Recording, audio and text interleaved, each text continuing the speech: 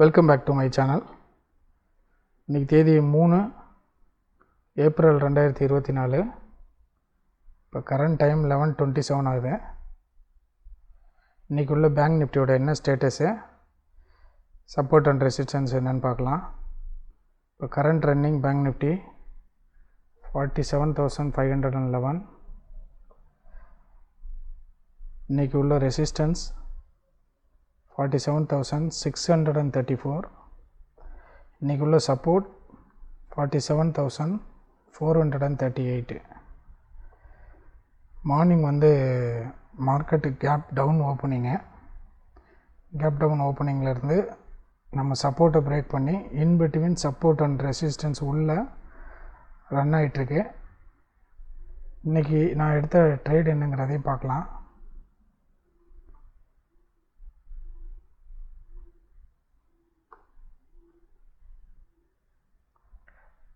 இன்றைக்கி நான் சூஸ் பண்ண ஸ்ட்ரைக் ப்ரைஸு ஒரே ஸ்ட்ரைக் ப்ரைஸ் தான்.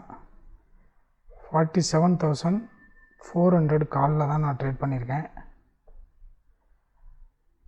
டோட்டல் எக்ஸிக்யூட்டட் ட்ரேட்ஸ் பார்த்திங்கன்னா,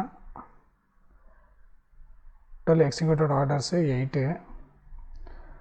ஒரே பேங்க் நிஃப்டி ஸ்ட்ரைக் ப்ரைஸில் தான் இன்றைக்கி நான் ட்ரேட் எடுத்தது. அதோட ஓவரால் பொசிஷன் என்ன ஸ்டேட்டஸ்ன்னு பார்க்கலாம். அதோட ஓவரால் ஸ்டேட்டஸு ப்ராஃபிட்டு 7,537. இன்றைக்கி பேங்க் நிஃப்டியோட expiry day, weekly expiry day. So ending மார்க்கெட்டாக இருக்குது இன்றைக்கி. எல்லாமே மோஸ்ட் ஆஃப் கேண்டில்ஸ் பார்த்திங்கன்னா லாங் கேண்டில் ஃபார்மேஷனில் தான் இருக்குது.